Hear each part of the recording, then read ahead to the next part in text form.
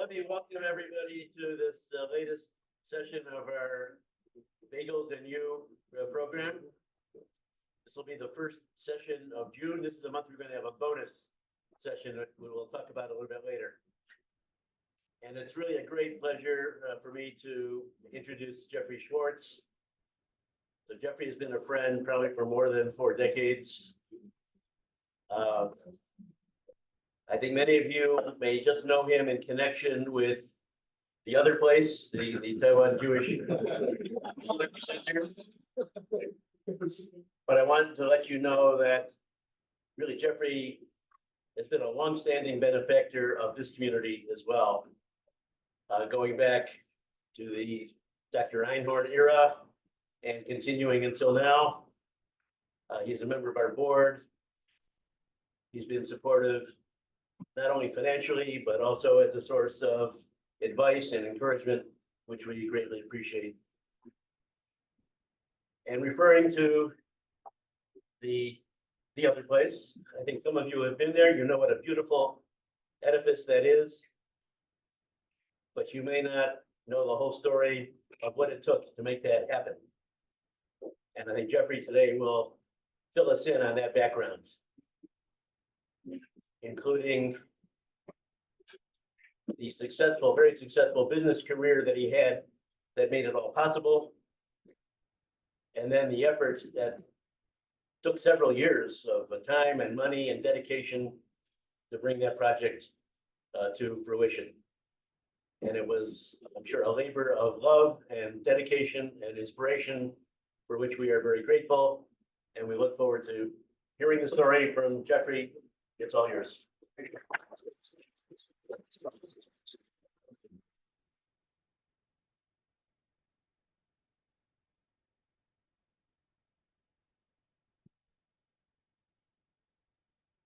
Firstly, I want to thank Don, Ben, Rabbi Cody, and the directors of the board of directors of the Taiwan Jewish community for inviting me to come here today and speak to everybody. It's a Sunday morning, you know, I guess nobody had anything better to do, so I appreciate everybody showing up. To me, it's somewhat of a homecoming to come back here. This is only the second time that I've been to this community personally. In a spiritual sense and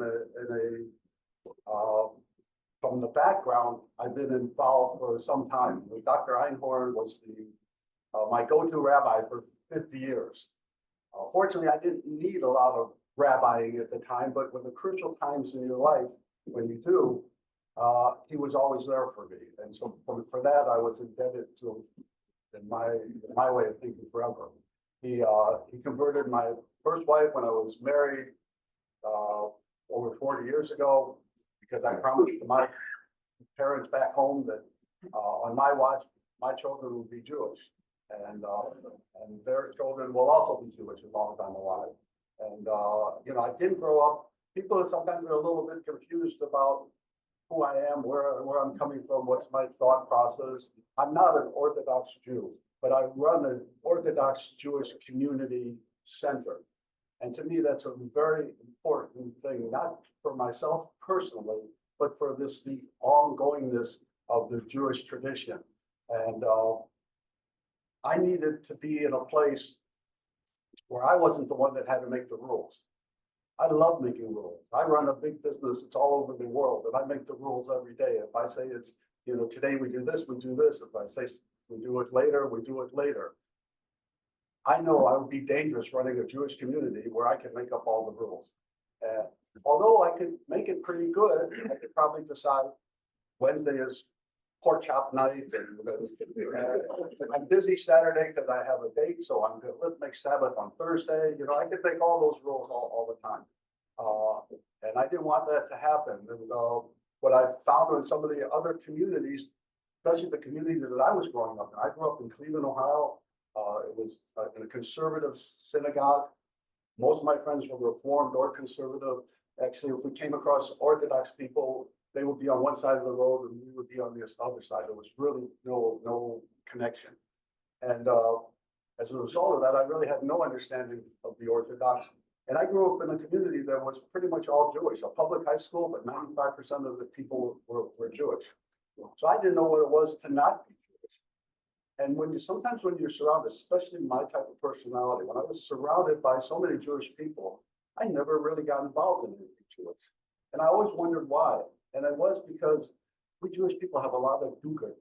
Every time there was somebody said, raise your hand in school to volunteer, before I even processed what they were talking about, a million people raised their hand and say, I'll do it, I'll do it, I'll do it. So I got pushed further in the back, and I became somewhat disinterested in my Jewishness. And I really didn't know what it meant. Went away to college. I was one of these persons that was very quiet, but always searching. And to this day, I'm not as quiet as I used to be, but I'm still searching. And it's funny, today's talk, I don't want to mislead you. Because Don said, am I going to tell you what I did for the center to build the building, et cetera, et cetera. I really, in my business career, I didn't think that's really that important. I thought to myself, what is important with my 50 years of being here in Taiwan and 50 years of living a Jewish and a non-Jewish life, throughout the world, is what have I learned? And that's what I kind of want to share upon you. At any point in time, you want to ask a question of how I dealt with, the president, the vice president, the military, all these different places in Taiwan, create a piece of land in the center of Taipei and build a building, beautiful building. That's another story, and I'm always willing to talk about it. As Don said, it was a passion of love. Why I did it, when I did it, I have no idea. Everybody asks me, you must have had some grand plan to build this magnificent building. And it is. We've won 3 international awards already. One from the IF award from Germany, an A award for just for the structure and the beauty of the building. And also Taiwan government gave us an award for one of the best urban renewal projects in Taipei for this past year. And so many people say, oh, this must have been a dream of yours forever. And quite frankly, I never had that dream. It was never on my radar screen. Why would I build a Jewish community center? I mean, it was the furthest thing from my mind. And actually, there's a thing in relation to that, there's a thing that I've read in one of our books that's in the Talmud, in the Ethics of Our Father, that kind of related to what my thinking was at the time. Well, I wouldn't say what my thinking was, but perhaps what happened. And maybe I'll just read that to you for a second, because it kind of, every time I read it, it kind of reminds me of my life. And this was a saying in our book of our sages from Rabbi Hillel. They don't call him Rabbi Hillel because he was so big, they didn't have to call him a rabbi. He was just Hillel. I always thought that was the guy that built the houses around the campuses in the United States, but it turns out he was the guy that lived thousands of years ago, and he was a pretty smart person. Anyhow, he said this. He said, a boar cannot fear sin, and ignoramus cannot be pious. And if you're too shy, you'll never be able to learn, because you won't be able to ask. If you're short-tempered, you'll never be able to teach. And if you're overly preoccupied with business, you'll never become wise. And then he ended it with saying, if there was no one to step up to the plate, do your best and be the one to do it. So I analyzed that and I said, okay, I've been the non-fear person who didn't fear sin as a boar. I've been the idiot that wasn't pious. I've been too shy to learn stuff. I've been too short-tempered to teach. And I've certainly been over preoccupied with business, thus lacking wisdom. But what I did do, for some reason, the hand of God, the hand of Hashem or whatever, I stood up when there was an opportunity and there was a time, and I also felt a need, and I built the center. And I have to say, in my life, the best decisions that I've ever made are the ones I didn't have to think about. Whenever I really put my mind to thinking, I'm a very detailed person. I can analyze paralysis. I can analyze a million times over. And but the best decisions in my life didn't take anything, they didn't take more than a second to decide. And in hindsight, which is always 20/20 vision, that's been the best thing that ever happened to me was when I could turn off my brain and just go with the flow and make the quick decisions. And usually when I can't, it means probably it's best not even to decide. But anyhow, building the center was a very impromptu thing, and one thing led to the next. It got bigger than I expected. The budget originally was for $2 million. It ended up to be $20 million. Look, there's an old Chinese saying, "Qi wu nan xia." When you're on the tiger, it's very hard to get off. And that's what happened to me. That's what kind of been the story of my life. But anyhow, what I wanted to tell everybody, because it's so wonderful for me, like I say, a homecoming to come back to the Jewish Community Center, because this is where I left Cleveland, Ohio, my home, over 50 years ago. We came to Taiwan, and my only connection to Judaism after that time was really Dr. Einhorn and the community here. You are the legacy of that community. Although Don tells the story quite often, it wasn't a straight line. It was, community here, community there. But at the end of the day, you're one community, and it's all under the Dr. Einhorn banner, which is nice. If you want the details of that, Don's the one to tell you because he knows it by heart. And I've read it in your book. As well. But so I wanted to coming here talking to you to Jewish people and non-Jewish people, because other than people think that the Orthodox, etc., actually most Jewish people tend to deal with Jewish people. I go back to my community in the States. We had every social welfare. We had this home and that home and this charity and this kosher kitchen and this and that. We really take care of Jewish people, but we don't really do much outside the Jewish community. Maybe because our Jewish community is so needy that keeps us busy enough. But the fact of the matter is, in the States and probably Europe, you have big pockets of Jewish communities that kind of stay to themselves. When I came out here to Taiwan, there was a very small Jewish community, and even to this date, it's still very small. And because of that, I felt that not just dealing with the Jewish people, but somebody like myself, who's at this point in time, I was born American, but I was there for maybe 20 years. I've been 52 years in Taiwan. I consider myself more Taiwanese. When I travel to the States, I travel on a Taiwan passport. I met the president of Israel last year, and I had to get special permission because I was a Taiwanese person visiting with the president. That was very sensitive. And the only condition that, not President Herzog, but his group said, I can't publish the meeting in any media that a Taiwanese person is meeting with Israel, because that's going to kill their business. So he said you can put a picture on the wall in the center, but don't put it on social media, because he knows that somebody's watching everywhere. And but I was very proud that as a Taiwanese American Jew that I could be meeting the president. And so my point here is I have two major loyalties: Taiwan and to Israel and the Jewish faith. And I incorporate them into everything I do. So when I built this center, it was not just for the Jews, because there's really not that many of them. Not that you don't deserve it, but you don't necessarily need a $20 million building. You could do what you need to do anywhere. My bigger audience was quite frankly, the local Taiwan community. Because I came to a point in my life where my wife said to me, well, let me first say, I was married for 33 years, and my dearest wife passed away 12, 13 years ago. She was the love of my life. She was my partner in everything I did, but she was ill, she got sick, and God took her away, and I was became alone. Now, quite frankly, most married men dream of the day they could be single again. So, but I'll have to tell you, when it does happen, it's not we always think of the grass is greener on the other side. Well, it's not. When a partner like that passes away, it's a big trauma and you need to get over it. I've been blessed that 7 years ago, 5 years after my wife passed away, I found a woman to be my partner, and her name is Natan.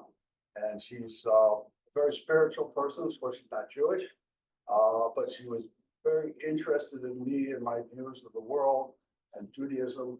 And her spiritualism, I was very interested in her. Anyhow, we became partners, soulmates. We became married, and she's involved in everything I do. But really, when you ever go into our Jewish community center and see how beautiful it is, you can think of me, but I'll tell you the truth, think of her, because it takes a woman's touch, a woman's idea of design and color and what works to make it happen.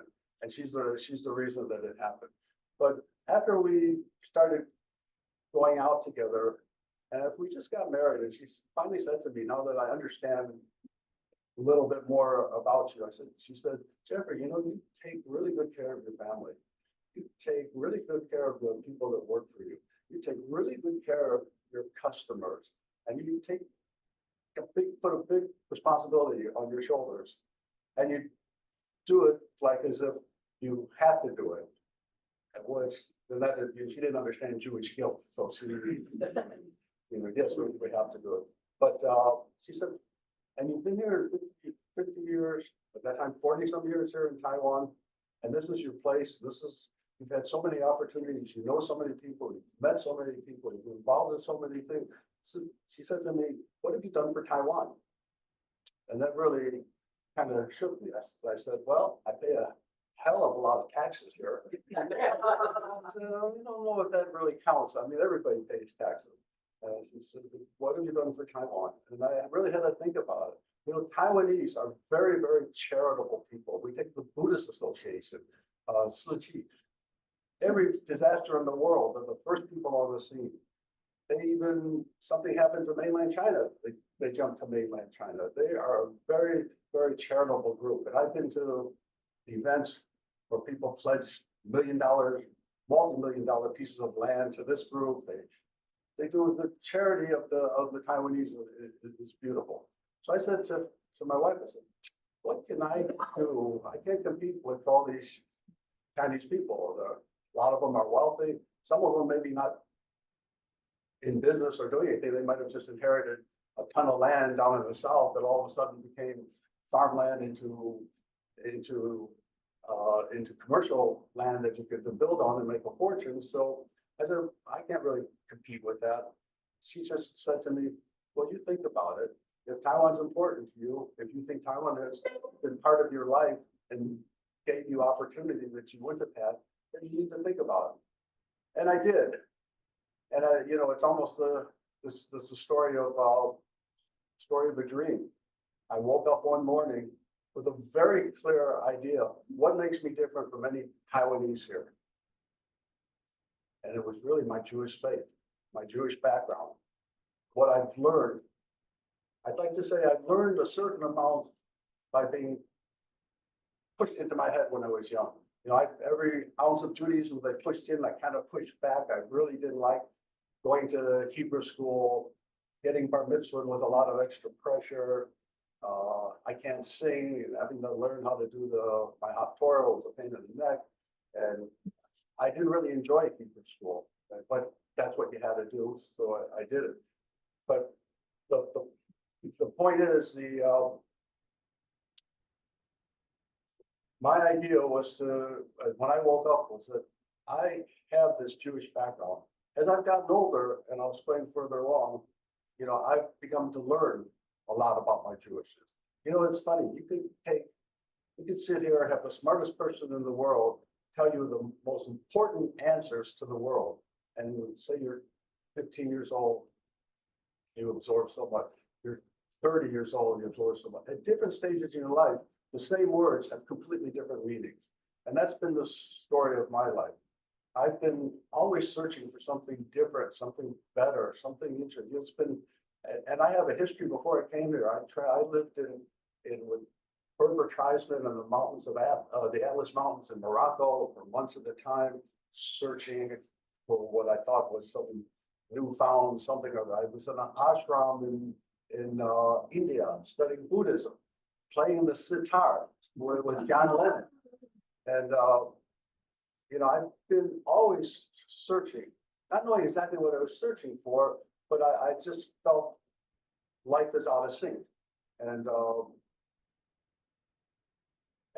lesson that I kind of want to tell people as I'm somewhat rambling on and on, but hopefully it will all come together and have some meaning, is that when you're searching and when you're young, I read it so many times in so many books that all the answers are really in front of you.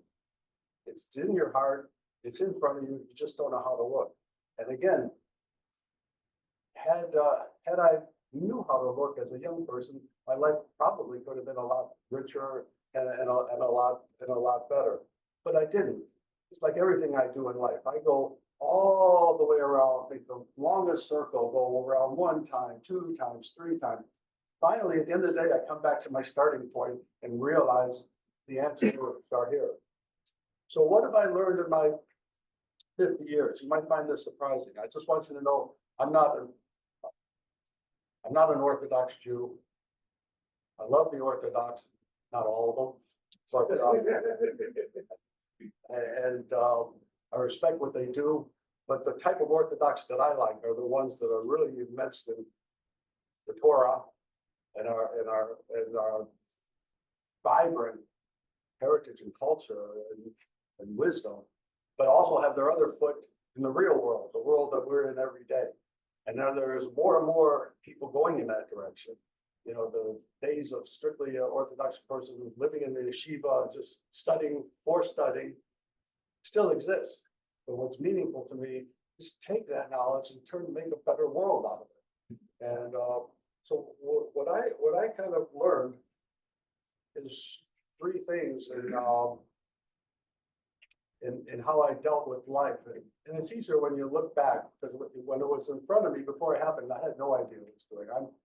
I'm a guy that slow and steady, step at a time. I believe in the details. I don't believe in the big picture. Even in business or anything, somebody comes to me and they come all the time. And now that I'm a little bit more high profile than I used to be because of Jewish Community Center, I have people coming to me all the time with this great idea. We should do this, and we should do that, and we should do this. And I said, well, how do you expect to do it? And with what money? Well, they'll tell me I should figure that out. I said, I'm going to figure out my problems. If you got a way, you figure out your ways. So what I've kind of noticed, I'm going to tell you 2 things. What's my modus operandi for working, not just for the Jewish Community Center, but for business, for everything in my life. And then I'll tell you what my biggest regrets are. I realized that I always had, I don't want to say it's an ability, but I always did it. I always had an aspiration. What did I want to be? Who did I want to be? What did I want to accomplish? It wasn't a detailed picture. It was very vague and it was way out there. And it was just something that pointed me, instead of going east or west, it pointed me in a specific direction.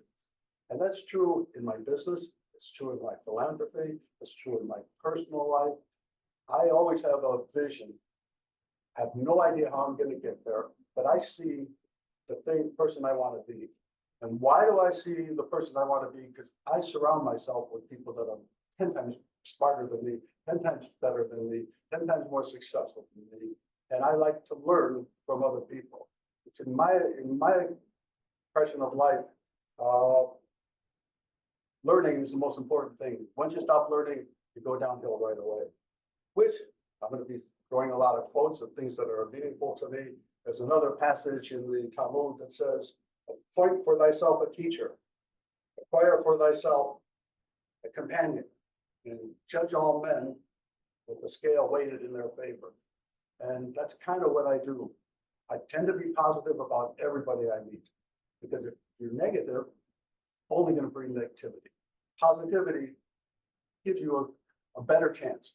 It runs you over just like the casino. All you need is a 51% chance of survival, and it's a good bet.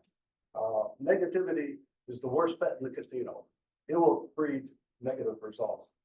And everything I do, I know my limitations because I live with myself. I have no secrets for myself. I know where I'm stupid. I know where I've made a mistake. I know where I said these things. So I do everything with the teacher. And whether it comes to personal fitness, training my mind, taking care of my children, running a business. I mean, if you've got accounting problems, you go to an accountant. You have legal problems, you go to a lawyer. You have spiritual problems, you go to a rabbi or another holy man. And I've always surrounded myself because a searcher type individual is looking for something. And if you look at your level and below, you're not going to find anything. You have to raise higher. So if I've been able to have those aspirations of what I want to be in the various segments of my life. Again, I never know exactly how I was going to get there or what I was going to do. So the next thing that's extremely important to me that I always insist upon with the people that are around me or work with me, come to me, talk to me about what your plan is, but you better have the details. Because I will ask them to death, and I'll find a person with no plans. It takes me 2 seconds, ask them 3 questions, and they got nothing. You know, there's no detail. You don't have the details. Now you don't have the details. You're here, your aspirations out there, you need details. You don't know the details to go out there. You take the first 5 steps, and the chances are your next 5 steps are going to be different than what you planned in the beginning. I noticed that my company was growing, and I started hiring people from these big multinational companies. And the first thing they said to me, Jeffrey, where's your 5-year plan? I said, who has a 5-year plan? You know, let's worry about this year. You know, we'll get through that. Well, next year, no, we need a 5-year plan. So I'm spending all this money to have these top executives that all want to go to a retreat someplace. You know, can't do it in the office. We got to remove ourselves so we can be in some sort of retreat. By the way, they should have a golf course. They should have a tennis court. They should have somebody. You know, what did I know? I was an entrepreneur. I never came from big business environment. But I went along with that, and I saw they would work and spend this money on building a 5-year plan that was meaningless. Now that was 20 years ago. Nowadays, 5-year plans are even ridiculous because we don't even know what tomorrow's going to bring. And what we're all finding is the most unexpected things, where we go from war to famine to global warming, environmental issues. Things are changing so rapidly, and it gets transferred so quickly through social media. It's quite a different world. So anyhow, again, my 3 big things are aspiration, details, and again, when I talk anything serious with people, I only talk in detail. And then the last thing, you might think is kind of unusual. I kind of mentioned it to Ben the other day when we were finishing, is rituals. I like rituals. Rituals keep you in line. It's something you go back to every day, and it's a grounding experience. So what's my go-to ritual nowadays? And my life has changed. You asked me 5 years ago, it was something else.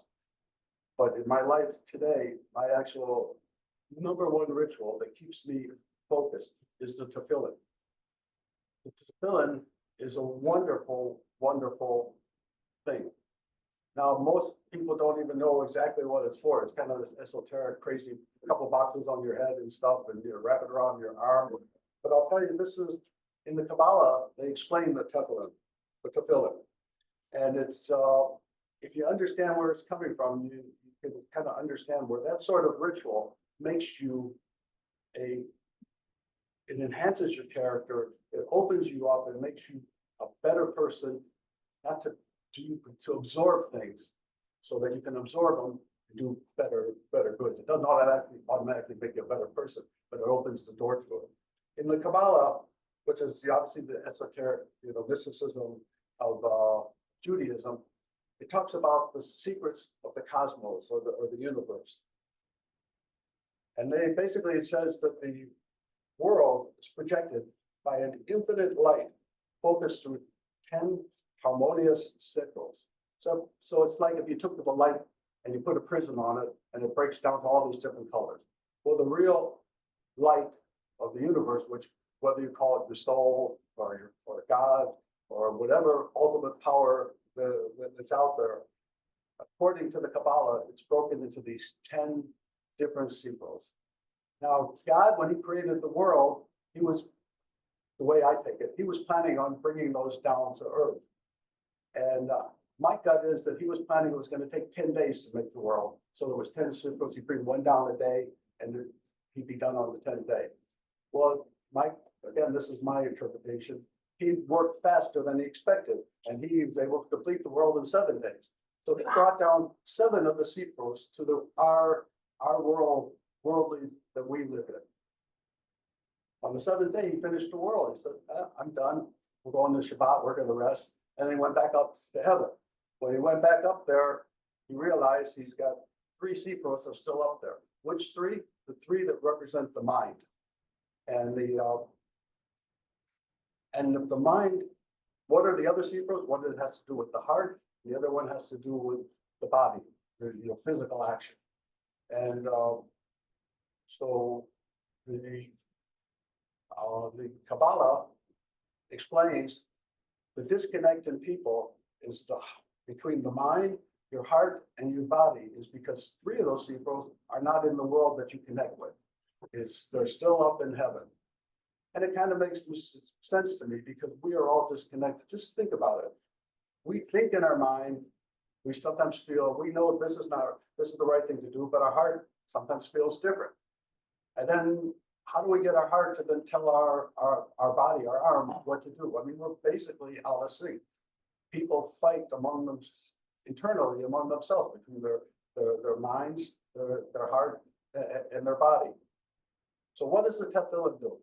Tefillin, you wrap it around your arm. You have a box of special prayers, which is great, and it's done on a parchment, and it's done by a holy man. I think that's wonderful. And it's got some of our basic prayers in it, which are all symbolic and meaningful. But you put it on your arm so you remember you have to do things. The box itself, I'm a lefty, so it's on my right arm. The box itself is to be at the same level as your heart. So that's taking your body and your heart and putting it together as one thing. And that's the first part of putting on the tefillin. The next thing you put on the head thing with the little box on there. And that is your mind. And that is, which is completely out of control. I mean, we are out of sync. If anybody here tells me they're in sync, my 50 years of experience tells me you might think you are, but you're not. And as much as I try, we all, it's a goal we go toward, not something that we necessarily attain. But the box on the top connects to the sequels that up in heaven. And that's why it has 2 long leather antennas that kind of connect. They kind of compare it to computers. You know, you have a computer here, you got a computer there, it all gets connected by now it's Wi-Fi, but before it used to be cables. So eventually, I think our sages will come up with a Wi-Fi version of the tefillin where you don't have to have the straps. We'll just turn it on and we'll be connected. But the object of this ritual, which I do every morning, you could do it like this morning and do a whole prayer service with your tefillin, which is beautiful. I don't. Every morning I wake up, I put on the tefillin. There's just a few basic prayers that you say, and then I connect with God. In that 5 minutes in the morning, I feel connected between brain, heart, and my action.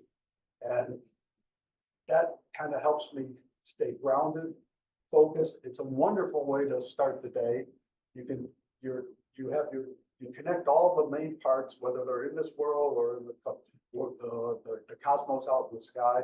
And there's a moment of peace. And it's the best time to communicate with God, because Judaism, we have our communal prayers, which we do, which drive me crazy, and I don't know them well, and I can't sing them well and stuff. We have our communal prayers, which are great, but Jewish people, to me, sometimes are lacking the private prayers, your private communication with God. And to me, that's very, very important on an individual level. On a community level, community prayer, it's great. He made sure we had 10 people before he could pull out the Torah. you know, those were the plans, there's reasons for it, but on a very personal level, your personal communication with God to me is the most important thing. So I kind of approach everything I do with those three main things. This tefillin is just one example. If you go to our Jewish Community Center, you'll see in our museum portion, there's tons of ritual objects that are used in prayer or used in the Jewish community over the years. I mean, we have thousands and thousands of years of history. When I grew up in Cleveland, Ohio, I thought being Jewish was going to a delicatessen. And after going to the temple, it was like watching paint dry. And the fact of the matter, we have as a culture, as a heritage, as a people, is unbelievable. So I'm just reiterating, aspiration, details, and rituals is what I keep in my daily life all the time that help me build this. I've done things that I never dreamt I could do. And why was I able to do it? It's because I kept myself simple in, really the basic things. And I try to keep only be influenced by people that I truly admire and etc. Tell you my biggest regret in life after 50 years taking care of my family, doing things for the community, doing all sorts of things that on the surface seem good, but I still have a lot of regrets. What's my biggest regret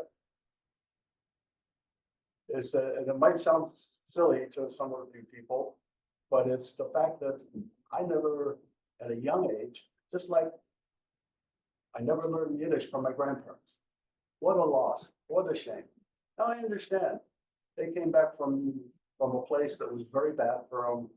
They were persecuted because they were Yiddish, they were Jews, and they came to the New World, and they wanted the next generation to be different. So why? So what did we do in the States? We assimilated. We tried to make ourselves invisible. And I understand where that's coming from, but I don't think it was the right move. Because here I am, a person, 73 years old, that says, what did I miss in my life? I miss reading the Torah. I miss the Talmud. I miss the Tanya. I miss the Zohar. I miss all the commentaries from the sages. And those people, they were 3,000, 2,000 years ago saying those things. It's extremely relevant today. Nothing has changed. Human beings are the same. I don't want to say horrible, but not the same, pathetic group they were then, they are now. We keep trying to get better. We've made a lot of things nicer and easier and stuff, but the inners of jealousy, of contempt, all the things in the Ten Commandments that you're not supposed to do, we do them all. And it was written years ago, thousands of years ago, on how to deal with it. So it's funny, as I say, I was always searching. Had I been able to, I kind of wish, I told my mother she'd probably drop. I said, I kind of wish I went to a yeshiva for a certain amount of years. Am I going to make my life there? No, but I go into some of these yeshivas now as a guest, and I see these kids arguing different points of the Talmud. Nobody has the answer. That's the beauty of the Talmud. That's a whole other story. It gives you complete explanation of the Torah in a million different versions. You can look at one word in 360 degrees from every different angle, and there'll be somebody to tell you that this means black, and another guy will tell you it means white, and nobody tells you what the actual answer is. But if you study that, what you get is what I call a Yiddish. You get a brain that tells you how to analyze things. It teaches you critical thinking. And I say to myself, had I been exposed to the commentaries of the sages, had I been exposed to the Torah, had I been exposed to the Talmud in a way where I could bring it in as a young person, my life would have been totally different. Now I might be a poor beggar on the street or something, but and not have a big car and a big house, but it would have been different. But I have to say, at the end of the day, what you have in material things is not life. I'll give you another quote from the also the book of our Ethics of Our Father, and it kind of says what I'm trying to say. It says, "One who increases flesh increases worms." What do I mean? Not the more flesh, the more gluttonous you are, it only increases worms. When one increases their possessions, it increases worry. When one increases wives, it increases witchcraft. Now, to all you women here in the room, that means we have more than one wife. When you have one wife, that's God sent. When you have two or three, you would agree with me, that's all witchcraft. When one increases maidservants, it increases promiscuity. When one increases manservants, it increases thievery. However, when one increases Torah, it increases life. When one increases study, it increases wisdom. When one increases counsel, it increases understanding. One who increases charity increases peace. One who acquires a good name acquired it for himself only. One who acquires the words of the Torah has acquired life in the world to come. And that's what I've learned over my last 50 years, whether I be here in Taiwan or be someplace else, that I spending this last half part of my life, I'm in my 70s, I don't know how many more years I have to go, but I'm dedicating it to trying to catch up on what I missed. But different from the yeshiva kids, different from the Orthodox, who a lot of them just spend their time studying. I can study one thing and then turn it into some sort of action that has some positive good in the community. To me, that's the total picture. If you're only studying, I also think we're missing some of the sivas of the tefillin too. When you're strictly studying for studying's sake, okay, it's good for some people that need to be teachers, but if the whole world's that way, you're not going to accomplish something. But if you can take that wisdom and that way to live and incorporate it into what you have to do on a day-to-day basis in business, in charity, in friendships, in family, especially with your wife, especially with your children, that is an amazing thing. So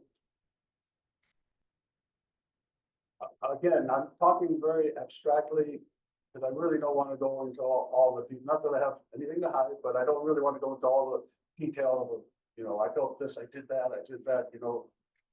Humility is important. And once you say you're going to be humble, you've already become unhumble.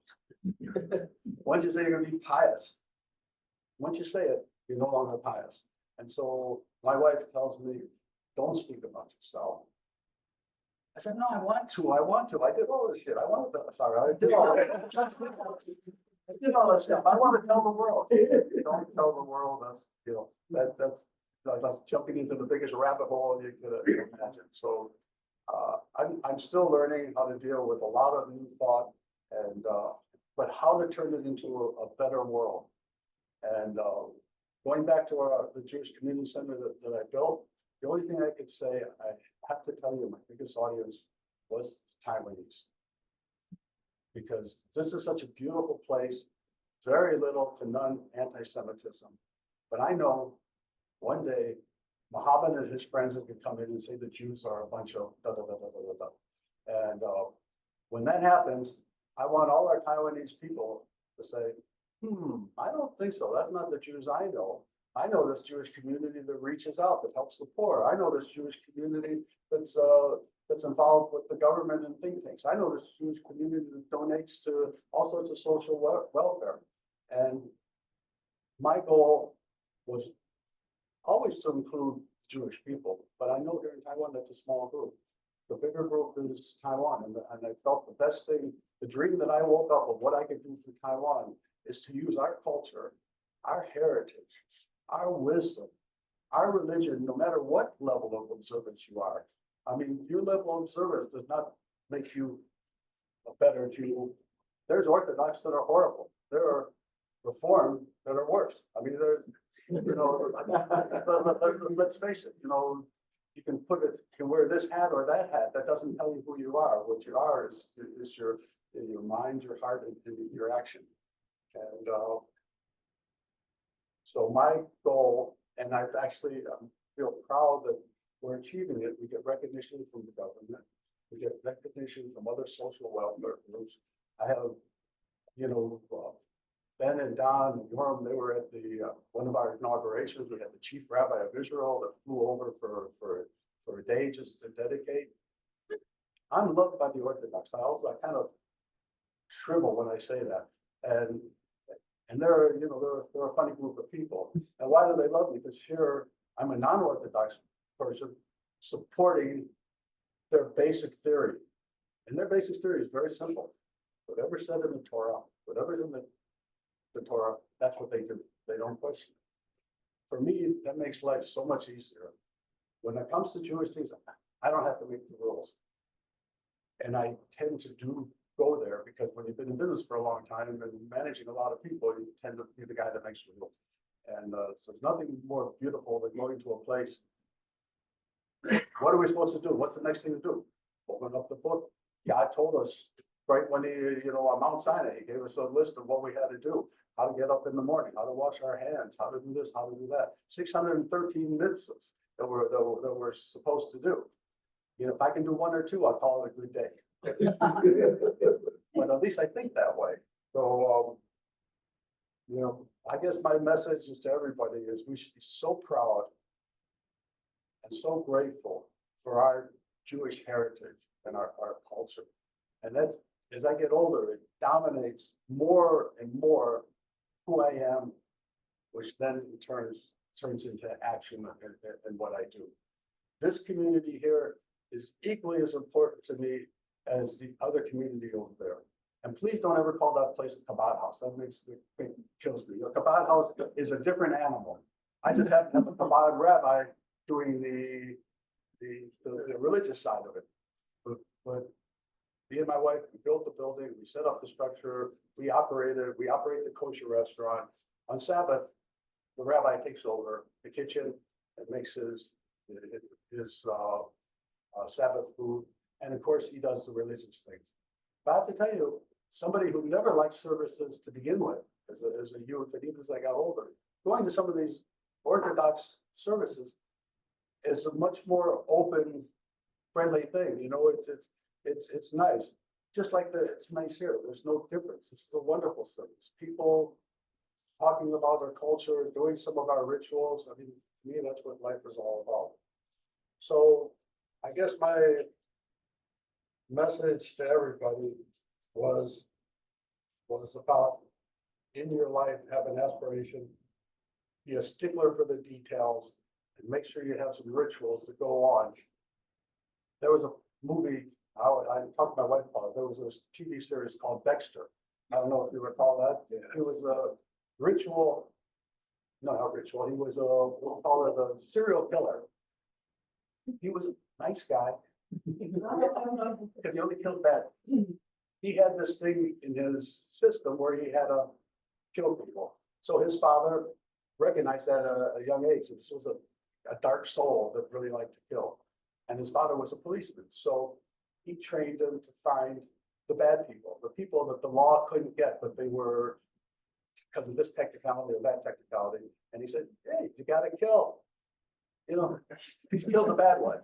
And this no, okay, I'm sure God wouldn't agree with it, but this was, there's a bunch of morals deciding it, and it was also a TV program, so can't put too much emphasis on it. But at the end of the day, this guy had so many rituals, the way he set up the room before he killed somebody, how he laid the plastic, the equipment that he used and stuff, it was all ritualistic, and that kept him, and his father knew that, and that kept him focused.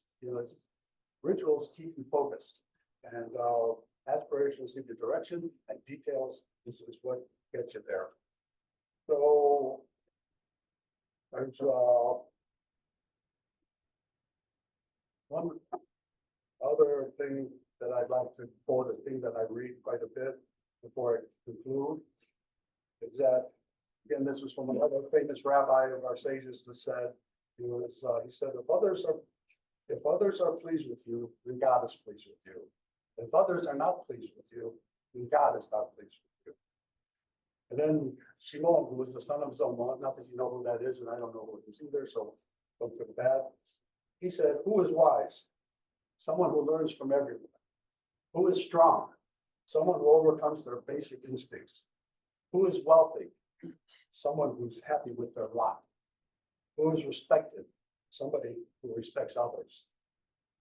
And there's one other thing that I always refer back to, because when I see in relationships with people, if love is dependent on a factor, when that factor disappears, so does the love. But when love is independent of any factor, it never disappears.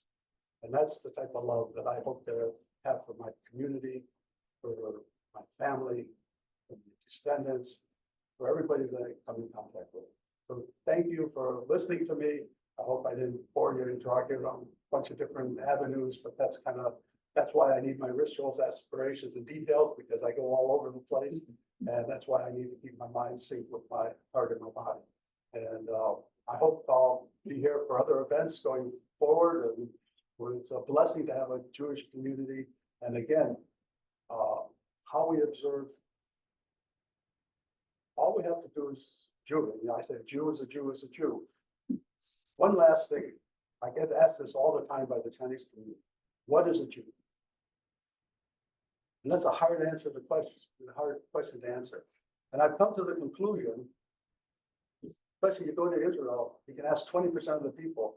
So you in the temple, you believe in God? They'll say, nope, don't believe in God. 6 million Jews were killed during the Holocaust. Where was God? October 7th, where was God? There's no God in this world. Okay, then what are you? I'm Jewish. Okay, so being a Jew is not a religion. So then I say, okay, so maybe it's a race. Yeah, the Jews, it's a race of people. But a race kind of has similar characteristics. We got our Sephardic to look one way, we got Ashkenazi to look another way, we got our Ethiopians to look another way. We got we're coming different, all different color, sizes, and shapes. So we're not a race. And so the only conclusion that I could come to was that we're basically a bloodline. We are the descendants of Abraham, Isaac, and Jacob. And as I thought that was an applause. So as a bloodline, all we have to have is that DNA in there. And that is what a Jew is. Because what comes with DNA, in my opinion, specific ways of thinking, specific ways of acting, specific ways of reacting to different situations. And I never grew up with the Torah of the Talmud as a family discussion. But every night at the dinner table, I would sit down with my father, my mother. We always had to wait till we were having dinner together. My father would come back, he was an industrialist, had factories, big business, come home at the dinner table, and he'd start saying, I had these no goodnicks in today, and this guy was doing that, and this person said that, and said, what would you do? What would you say? What would you do with that? You know, and that was to me and to my brother, and he was looking for answers. And if I gave the wrong answer, it was like, he didn't give me a physical slap in the face, but I could feel it. When I gave him the right answer, there was a big smile. Ah, that's my son. And, in hindsight, I look at that the same way in the yeshivas when they're talking about the Talmud. You have two people arguing back and forth about different positions of something that's in the Torah. That trains you to think critical, as I said, critical thinking. I believe many people in our generation who grew up in the United States or in Europe and weren't Orthodox, etc., really learned a lot of critical thinking through the family. And did the family know what they were passing on? No, you know, I used to train dogs. I still do sometimes, and I always use pedigrees that were very high because they were, you know what to expect. Now, does this dog know how to be? Doesn't automatically do it, but he has the ability because it's DNA. Well, Jews have a DNA that teaches them to study, to be critical thinkers, to deal with all sorts of unsurmountable situations because we've had thousands of years of that experience. It's in our DNA. Now, it'd be easier, if they just came out and told us all this stuff, but they don't, you know, we sometimes have to depend on DNA. So that's what I explain to people, you know, what's a Jew? A Jew is a person that has the bloodline and passes on. At this point in his life, could have taken me 20 years ago. Last thing that came on my mind was anything Jewish. Look at me now, it's, you know, my 70s, to me, my Jewishness is completely dominated who I am in my own mind. And that's because the DNA was always there. So again, thank you for listening. Of course, if anybody has any questions, I try to be an open book, but just don't ask anything.